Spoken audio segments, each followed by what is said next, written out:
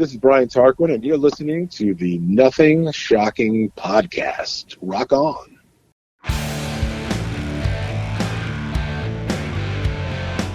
Want to know what's going on in the world of music? Then tune in to the Nothing Shocking Podcast, a non-genre based, all ages friendly rock and roll program. Join us weekly for interviews with all your favorite rock stars from the mainstream to the underground. You can find us at nothingshocking.libsyn.com or anywhere you download podcasts.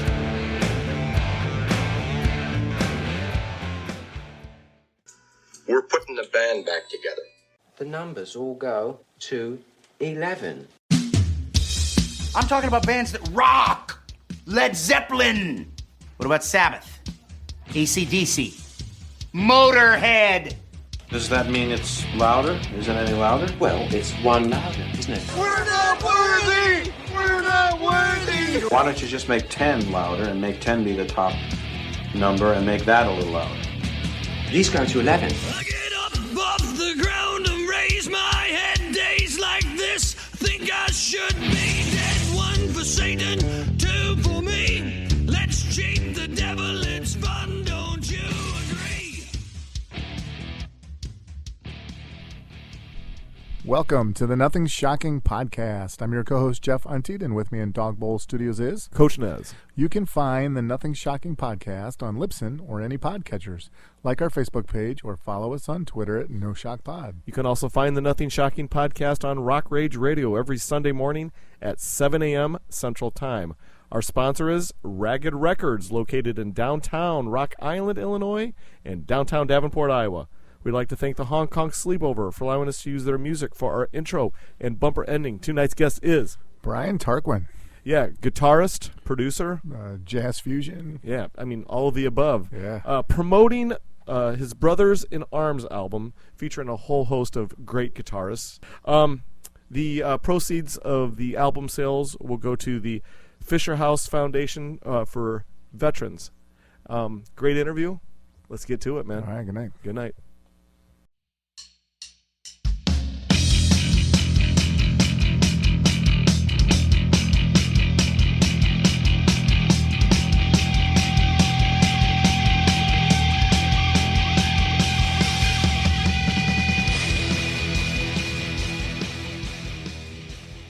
Hey, Brian, welcome to the Nothing Shocking Podcast. I'd like to introduce you my co-host, Jeff Untied. Brian, thanks for joining us tonight. Sure, man. Thank you. Hey, we are so excited to have you. You got a great PR person, so we're just elated to have you this evening. Oh, sure. Thank you. Yeah, well, hey, this past February, you released the Brothers in Arms album, Brian Tarquin and Heavy Friends. Can you give us, our listeners, an insight on this creation for this new endeavor? Oh, yes. I did it really as a project to dedicate and also a charity for the Fisher House Foundation for basically veterans. Yeah. And so it was a real important thing to do. And so I basically enlisted a lot of friends, everybody that I could find, breathing during the pandemic. And so I was lucky to have like Joe Satriani and Vinnie Moore, Ron Bumblefoot Thaw, he's an old friend, just a whole host of Jeff Duncan from Honor Saint, and did this with some of the one of the tracks was done with the Budapest Orchestra. So and Travis Steber from Coheed and Cambria. So yeah, I try to get a lot of people. And to kind of, make aware of veterans' problems and certainly make aware of the charity. Oh, very good. Can I ask you a little bit about the Black Widow song for what I had Coheed and Cambria? That was one of my favorite songs. Is there a story behind that one? Oh yeah, I got introduced to actually Travis from a good friend of mine, Jeff Gray at Far and Away Studios. And basically, Travis is actually from Nyack, and I'm from New York, and he's from Nyack, New York. And so we kind of hit it off, and he kind of really was into the project right from the get-go. He was one of my first guests that I got. I kind of, imagined Black Widow was kind of what the, I guess the Chechens used to have their suicide bombers. Yeah. So I was trying to write something around that, and I wanted to come up with a really cool riff. So Reggie Pryor is the drummer that's on most of the tracks here, and he's a long time friend and session guy. So I did that track, pretty much everything in the studio, and I sent over, a couple versions to Travis, and he actually really liked it a lot, and so he just kind of, put his own recording down, for the solo. Oh, very good. Kiss My Axe featuring Vinnie Moore is my favorite track on the album. Can you talk a little bit more about the writing and recording process of this track? Yeah, sure. Again, Vinnie was one of my first guests. The whole thing came, I started kind of doing pre-production back in 2019, the end of 2019, and then pandemic hit. Everybody was kind of locked down. They were home from gigging, and they had a lot of time on their hands. So I was able to get Vinny to kind of put a solo down on that one. I kind of did the same kind of process where I recorded. My studio is an analog digital studio, so all these tracks were initially done on tape, 2-inch analog tape, and so I recorded the drums and bass and rhythm guitars and as much as I could before I transferred it over to digital. And so I remember talking with Vinny, and he was really down on the project. He really liked it, and so down for the project. And so he did that solo, which I really dug. I left him a large piece, to solo on that, because most of these songs, what I did was I knew the guests, and so I knew their style, and so I wrote it towards that style. And so each song was kind of custom written for each guy that was on the album. So I kind of, and I always loved that track, Kiss My, that name, Kiss My Axe, and I had to use it. And I remember there's an album by Al Di Meola called Kiss My Axe, but it was not what you would expect from the title. It was a little more laid back and a little more flamenco-y, and so I really kind of wanted a metal. I was really thinking of a metal type. Yeah, very good. Well, you kind of touched on this briefly, but you acquired the assistance of some of the biggest names in the guitar world.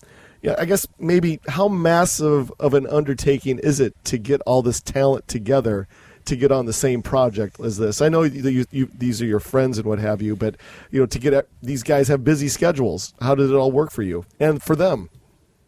Yeah, I've done this before a few times. The Heavy Friends, I did Guitars for Wounded Warriors. I also did a Guitars for Veterans and some other ones. And it is a massive undertaking. And you got to get it makes it, I think what was on my side this time was basically I had a lot of time, and we had a pandemic that everybody was locked down. Yeah. So nobody was touring, nobody was leaving the house. So all these guys were kind of stuck at their home. So they had a lot of time to do this stuff. And so on this particular one, it was over a long period of time that I was able to get all these tracks and all these guys together. It is, it would be impossible to have everybody come over on a, like in the sense of coming over to actually record. Right. Yeah. So, the other thing that helps out, obviously, is everybody has a computer of some sort with a DAW, and they can record their own tracks. So that makes it a lot, easier to deal with. Oh, very good, Chef. Well, I guess a little bit about your songwriting approach or songwriting style. When you come up with some of these songs, do you come down? Do you sit down and come up with a title or a theme, and then try to see what you can do, or do you you sit down and just tinker around with the guitar one day and say, oh, well, this sounds like this. How's it work for you? I mean, it can work a lot of different ways. Generally speaking, is I'll be playing on the guitar. The names, come later on as far as the titles go. Yeah. I feel, I have to listen to the song and get it. And, like the riff that I did with that Satriani's on, I wrote that in the look, thinking that, man, this is kind of a cool riff, and I kind of honed down on the riff, and then I kind of went into the studio and kind of arranged it all, see where he would play, see what the B section would be, see how we would, kind of orchestrate everything. One of the biggest songs that was probably the most difficult was Hounds of Hell, featuring Johannes Beik, and he's a great young guitarist in his 20s from Germany. He's a band called Son of a Bach, and they dress up like, Amadeus and play this hard rock kind of, metal music that's, neoclassical. And with that, I had the Budapest String Orchestra on there, and so that was, a lot of scheduling. And the other thing was that we worked with temp tracks with strings, and I had to then have those tracks, everything be orchestrated on paper on all the parts, so the string orchestra and everybody would know what they're playing to, and all of that. So, and then they recorded this in Budapest, and then I got the tracks back. And, I have to wrangle, 100 tracks into, the existing song, and make sure everything fits. So that was a definite challenge. It was cool.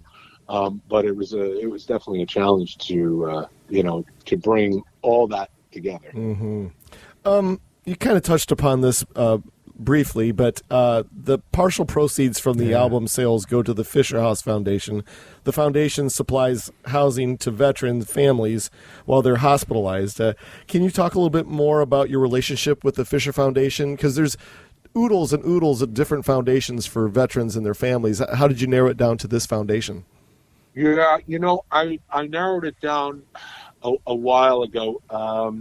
When I started doing these number of years ago, one of the things is that you actually have to it's a big challenge, because not all these charities are up and up, and you have to kind of sift out and see who's what, and how they kind of treat the veterans and how much money is going to the veterans. A lot of these organizations, I found out that only pennies on the dollar go to the organization, and or go to the actual veterans themselves. Mm-hmm. Some of these CEOs are making $500,000 to $1 million a year, and this is supposed to be a charity. Right.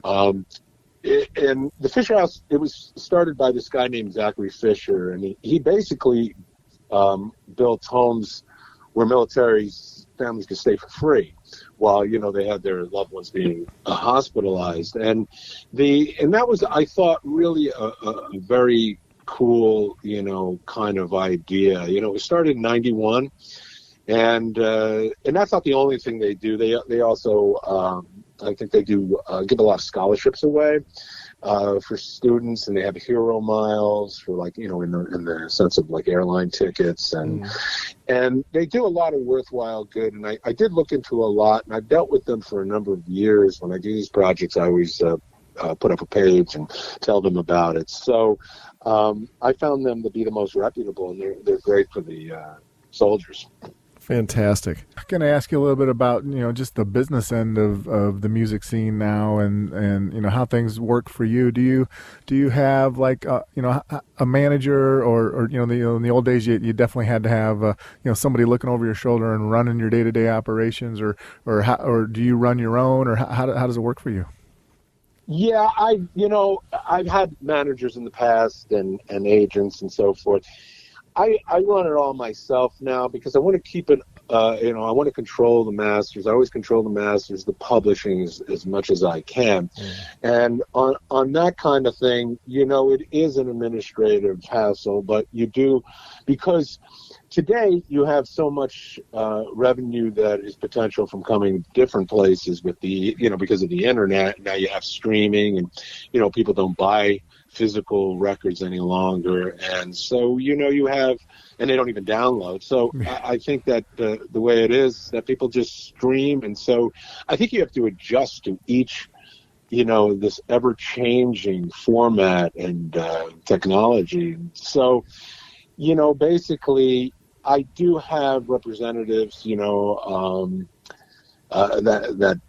assist me and make it work for, a lot of, placement with television and film and all of that. And but, for the most part, I kind of keep everything going on my end as much as I can, and just try to make sure I know where everything is going and coming in, and that requires a lot of boring things, sitting down at your desk and going through statements, going through royalty checks, and going through all this stuff to make sure that you can get it done right. There's no reason why an artist can't do it. In the old days, I understood, when you're a touring band, you can't do that all the time. But at this point, even the touring situation is kind of weaned off. So, I've written a few books on this, and just to help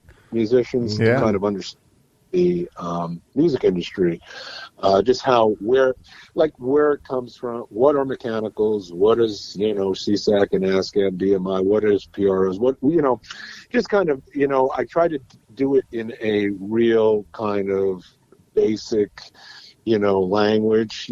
Most of those books that I found were written by attorneys, and so it can get very convoluted with their language. Musicians, I wanted to write it from a real perspective, from a real person. As far as being your own manager versus being the artist, do you feel like being your own manager takes you away from the art while you should be creating, or do you kind of like the business side of things? Well, that's a good question. Yeah, it does take you away from the creative side of things. Unfortunately, the way it works is like the business side is a big portion of it. So, it's nice to kind of be able to be an artist and do whatever you like, but it also, the realization in the world is you got to, kind of know what's happening. And so that I always really encourage people to, artists especially, to at least know the basics and at least know what's happening. Even if you have a manager, an agent, or whatever, you should know what exactly is going on. I worked in record labels back in the day, a long time ago, and so I know where it's coming from, what recoupment means, and how all these deals work and everything. I always thought it was fairly important to be able to do that, just to understand what's going on, and just kind of know where you're going to get supposed to get paid. Exactly. If you don't know where you're going to get. In the old days, everybody, the business guys relied on nobody knowing. So today, that was the thing. So if ignorant is bliss, and so you can just screw whoever you like because they don't know. Today it's different because of the internet and because of digital watermarking and all that. It's really, you can see how many times the song's been played and where it's been played. They have oodles of analytics and stuff. So I think artists can really benefit from that now. In the old days, when you had radio songs, and I've been down this road, it was whatever that PRO and people basically came in their survey. And so you could have a big hit and it could not even be on their survey on some formats. And that was the real problem, and then they could fight you and say, well, you got to prove it. And, how can you prove it? And, back then there was nothing to prove, you couldn't prove anything, unless you were recording all the stations, going around the country. So now I think it benefits the artists because of this technology, because you can't hide the airplays, you can't, it's there. And since most of it is all streaming anyway, it's all, recorded down on, all these analytics you get. Yeah, very good. Speaking of radio, you have a weekly radio show on NPR, Guitar Trax. Can you tell our listeners a little bit about what your show's about and where can they find it? Sure. Yeah, it's on 89.5 FM on the Space Coast in Florida. You can stream it basically on WFIT.org, and it's from Eastern Time on Mondays from 10 p.m. to midnight. And basically what I do is I play instrumental music, a lot of fusion, like Mahavishnu Orchestra, John McLaughlin, and, I'll play Jeff Beck, and, I'll go through everything, all the fusion guys, and just the Pat Metheny, John Schofield, to the, to hard rock guys. And so I run the gamut of it all. And I do basically interviews with a lot of the guitar icons on the show, so it's a cool thing. I really love doing it because at this point, there's not a lot of places that have an outlet for instrumental music, and so I like to be able to support that as much as I can. Very cool. In 2017 through 2018, you wrote a series of articles for Guitar Player magazine.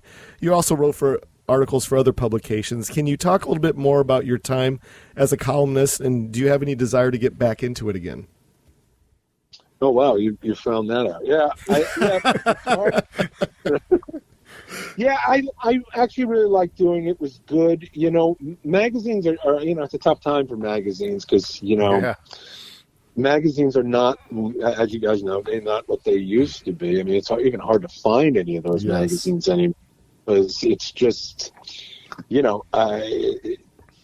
printing, and it really, the internet changed the world of all this stuff that that we know, and it was cool. It's like I always keep my mind open for that.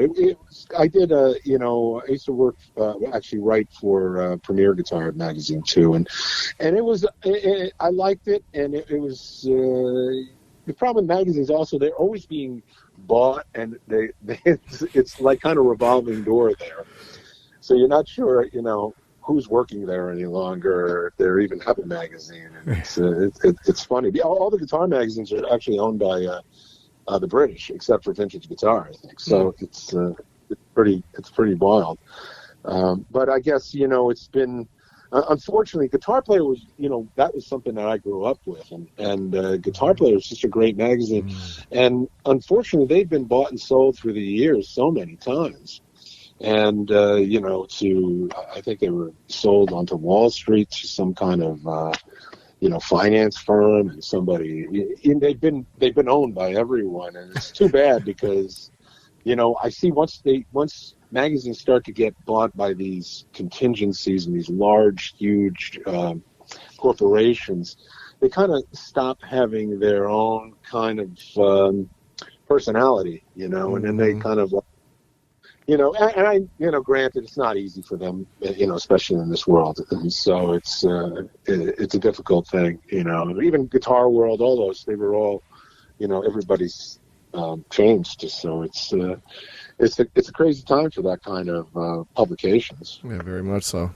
You've had, a pretty historic recording career. You got over 50 releases, going back to like 1996, Ghost Dance, to 2023, Brothers in Arms. How has your approach to writing changed? It's funny, back with, in those days to do it, you had to go to a studio. Yeah. There was very rarely you had to, do anything. I remember in the 80s, we had to all save up money, go to a studio, go do, save the thing. Because it was so expensive to get on, to get into a studio. And it takes a while to process. And you have to be actually, everything's pretty much got to be prepared by the time you get to the studio. I think one of the great things now is that I have my own studio, so I can take my time and don't have to be on the clock. And because I remember all of us staring at the clock, and of course there was another session coming after you. Yeah. It wasn't like you could, stretch it out, and it's been, the music industry's really changed in that period of time. It's crazy, and I guess it's partly it's for the good, because you're able to record now and not have to go to a recording studio, and so it makes it a lot easier as an artist to be able to record at home and be able to do everything. And writing wise, composing's changed a lot, because I think mainly because back in the late 80s, early 90s, those days, I was kind of honing in on trying to compose, see what was going, how it worked. Now I have a real handle on it, and I know exactly what's going on, but everything was certainly more of an experiment back then to see what would work and what wouldn't work with instrumental music. Because primarily I do instrumental music, it makes it challenging to be able to keep the listener engaged, and that's really the thing. You have to, with instrumental music, you got to keep them focused. And so they don't, go away and go, oh, well, forget it, I'm too busy now. And, unfortunately, we live in a very, unfocused world now. Yes. I think the internet make us even less, as a society, focused on anything. Everybody wants a minute, and if it doesn't catch them in a minute, it's like the end of the world for them, and they just keep moving on to another thing. So, attention span is a big problem, I think, in modern culture. That's for sure. Very much so. The at-home technology thing, recording technology, we're seeing people that are not artists creating music now. And, Johnny can record a song in his bedroom and get a top 20 hit out of it, and he doesn't know how to play an instrument at all, but he knows how to manipulate technology. For you, the artist that you are, is that good for music? Or is, but I keep on going back to hearing what Lemmy had to say. If you like what you like, and don't be ashamed of liking what you like, but when these are people that are not necessarily musicians making music, where is your mind at in all that? Yeah, well, problem the thing is that I get you in the end of the day, you can hear it in the music. So you that most of what the pop music you hear now is like done on a laptop, and it's all when I hear it, it's just all like library loops that people pick up. It's free, they press the space bar, and then cut and paste and put everything together, and they call that a song now. most of the stuff I hear is like demo stuff. That would be considered demo stuff back in the day that kind of flush out. But I think, unfortunately, the bar has been lowered so much that, this is kind of the norm. Though, I think, I think they're going to go back. I think another generation is going to then go back and, kind of rediscover what made all of those records so great. I think it's kind of like drive-through music that we're listening to. It's very throwaway, like toaster oven music, when they'll listen to it and then they'll be tired of it and they'll just throw it away. I can't see it having that long of a lasting, impact like the Beatles or Led Zeppelin or something, but, That leads me to the next question is, with the COVID pandemic that transpired for, 2 years, we spoke to many artists that were, they had different thoughts on it, but we also heard from artists that said, I felt re-energized. My writing, and my my skills have improved. Do you feel as though that the industry or maybe the musicianship will see a renaissance because of COVID? That's a good question. Actually, I would hope so. I mean, I felt rejuvenated. I felt it was great creatively because that's what you do at creative time. Some people didn't want to do anything, but I think if you were an artist, any kind of artist, painter, whatever, sculptor, guitarist, whatever, that would be the time to create when you have all this time on your hands and that you can't do anything else. So I was hoping that it would. I'm hoping that one day that there'll be a renaissance and people will kind of rediscover on how to make a record and how to record and how to, make a good song. It's tough to say. I'm hoping, but kind of musicianship in pop music has become really bad. To be honest with you, it's not. I mean, I don't even think it. I don't think you can even call it musicianship. I just think it's basically somebody cutting and pasting all these loops together and maybe just singing over it.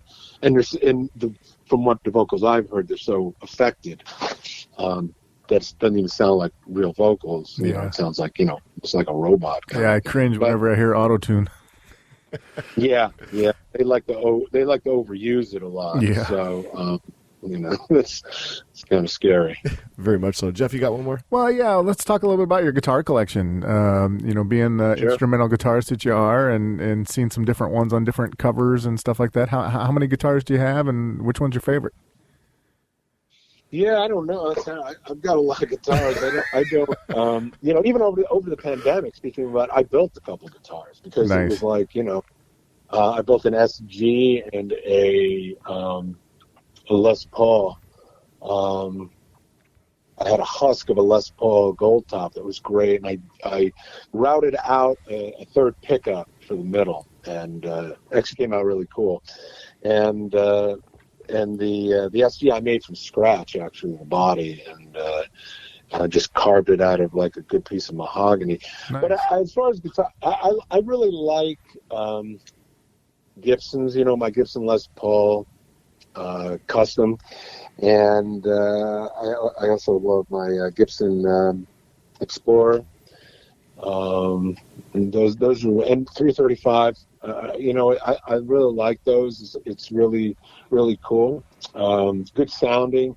I have a Jeff Beck signature one, but I modified it by putting the Eric Clapton preamp in it. Mm. It actually is killer. It actually really has a good growl to it and everything. So yeah, it's hard to always hone down to one favorite one. One of my favorite ones is I have a 77 Gibson Les Paul Deluxe Gold Top, and that's a rare one. It's actually really nice. It's got a great maple neck on the back. It's rare because usually they're mahogany. This is a maple neck with a rosewood fingerboard. But yeah, it was. Guitars are great. You can go broke, man. Yeah, I was watching. This is a while back in an interview with, I believe it was Billy Gibbons, and he was talking that he was backstage with. I can't remember who he was with. Anyway, he was talking about the gauge of strings, and he went to a real thin gauge of strings because it was B.B. King, actually. B.B. King, actually, he was noodling around on his guitar, and he said, "Why do you work so hard?" Yeah. Because I guess he had 10-gauge strings or something like that. Oh, yeah. And he said, I use 7s. And Billy thought that was absurd. That was just absurd. And he that's what he uses now. He uses 7s, and I believe it was on Jonesy's Jukebox, Steve Jones of the Sex Pistols, and it was just mind blowing to these guitar gods using such thin strings. For you, what do you use for a string? 10s. I do 10. I do like 9s on some, so I use 9 and 10s, mostly 10s. The 10s, I feel there's something with the tone. I think if you get too thin, you're losing a tone. I always felt. They're great for, like nines are great for shredding and you play fast. But the tone, I think you have more resonance with a thicker string. I mean, that's why Stevie Ray Vaughan played 11s.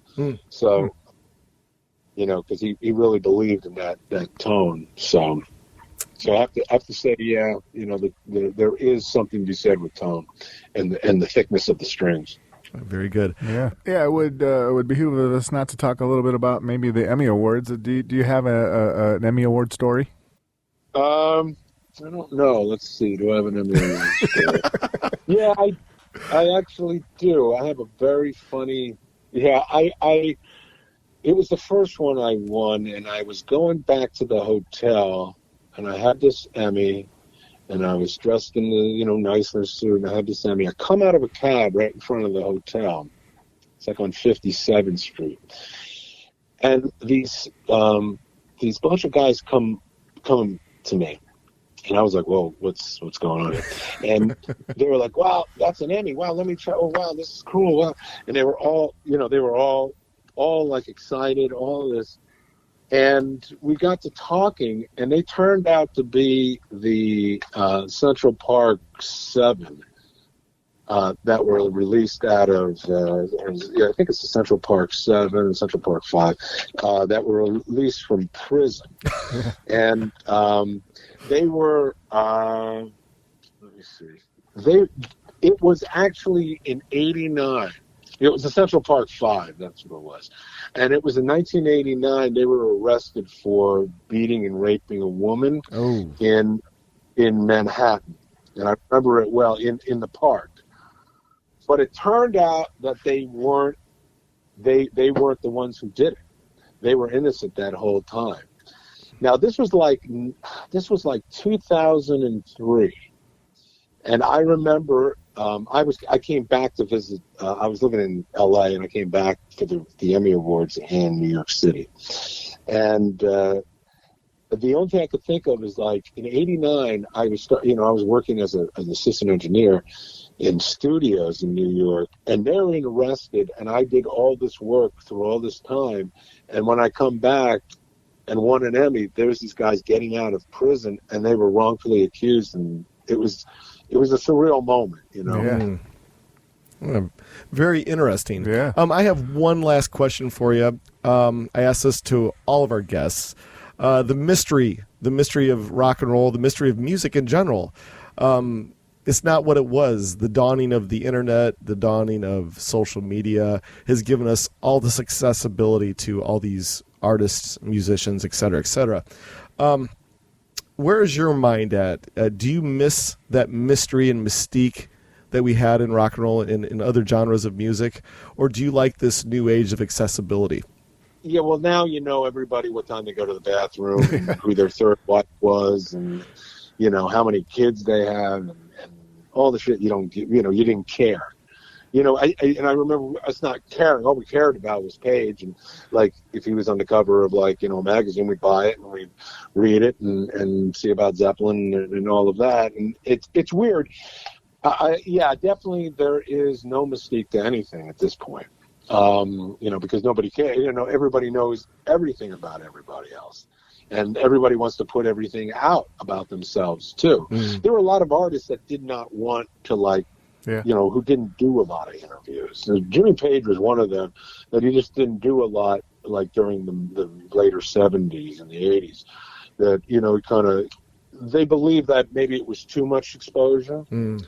And they kind of and there were other artists that didn't want to. Jeff Beck was another one who never really, did a lot back in those days.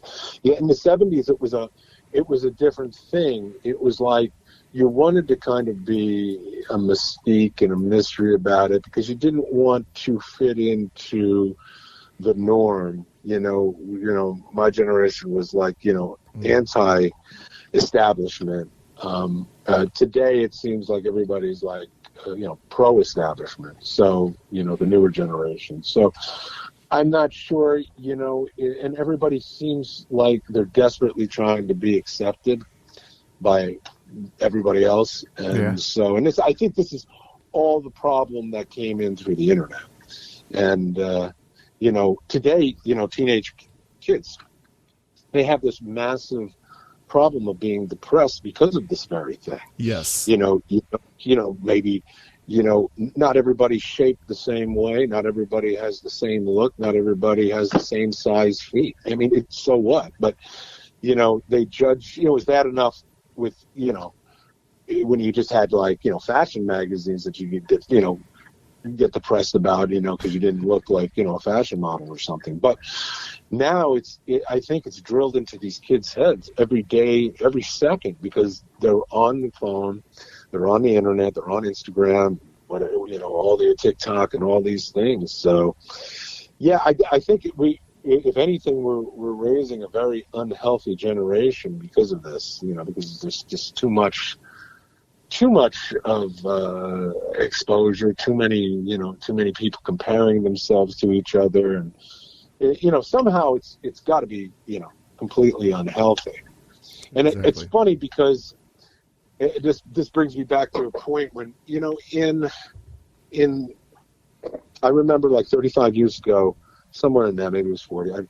But in any case, there was the world was ending because the ozone layer had a hole in it. It was getting larger. We're all going to die, and we're going to be burned up by the sun's radiation and rays and all this stuff. Well, it's interesting because it just came out, I think it was a week or two ago, about the ozone layer, and the ozone has repaired itself, and the hole is almost non-existent now. And one of the big reasons was because that caused that whole thing was some antifreeze that a lot of the manufacturers were using back in the 70s and the 80s that was actually using like refrigeration and I think with ACs and so forth. So they stopped using it, and now it's fine. Yes. And, but if you were to have listened to everybody 35 years ago, you'd be a basket case by now. and they say this, it's really weird. They say that kids have a huge amount of anxiety because of the environment. And this is because that, I think basically social media and a lot of like mainstream television have this gloom and doom view of the environment, and so it just wigs out everybody. So it's so in other words, I think we could do a little less of the internet and knowing so much. I think it would be probably a little healthier for all of us. Very much so. We're out of our allotted time for this evening. Is there anything that we left off tonight that you would like to plug or promote? Yeah, I mean, just the new album, Brothers in Arms, and please support the veterans. It's, important cause. I have a follow-up to this album, and that's coming out later in the summer, and that's called Brothers in Arms Doiks, and that's the second part. And it's more of a jazz fusion rock album. So it's like I have Eric Johnson and Robin Ford on there. Nice. Jean-Luc Ponty. I have a whole host of guys that it's a really cool release. And so Billy Cobham's on guitars, Dean Brown, and he played with David Sanborn too. And so that's something to keep an eye out for the future. Oh, very good. Yeah, thanks for doing that, too. Yeah, this is how things are going to work out. We'll get this all cleaned up and edited, and I'll send it to you and your PR person, and please share it wherever you can. Sound good? Yeah, please. Please let me know when it's up and ready. Fantastic. Thank you so much, Brian. It was a pleasure. And thanks for all that you do for the veterans. Sure, guys. I appreciate it. Thank you very much. Take care. Have a good night.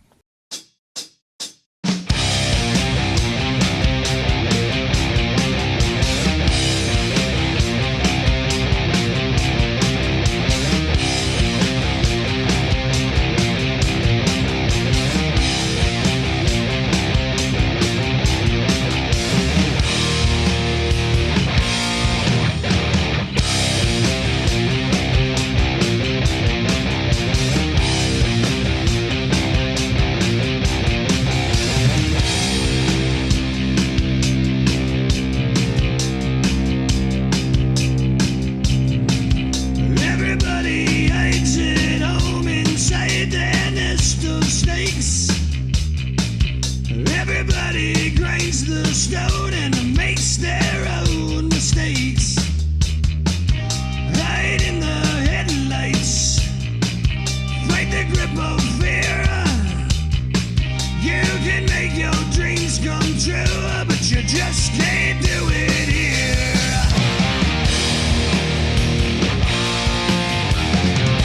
Hey.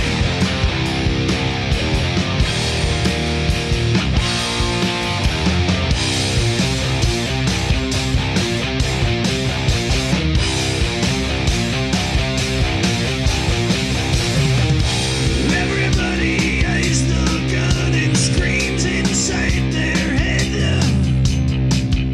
Everybody bites their tongue and pays their bills instead. Hide in the spotlights, fight the grip of death. You can have the air you need, but you best not take one breath.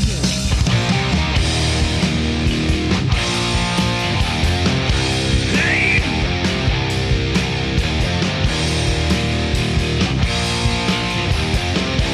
Roll the dice.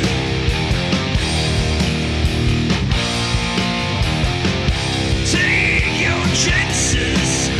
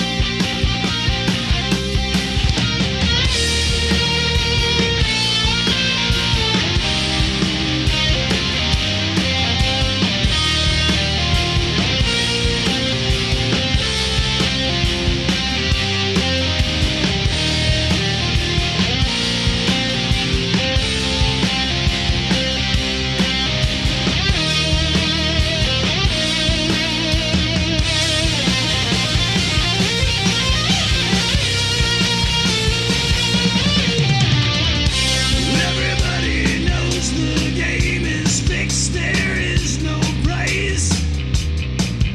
Everybody pulls the plug and says their last goodbyes. Move to the sunshine, fight the grip of nights. If they ever take from you, then you plug out both their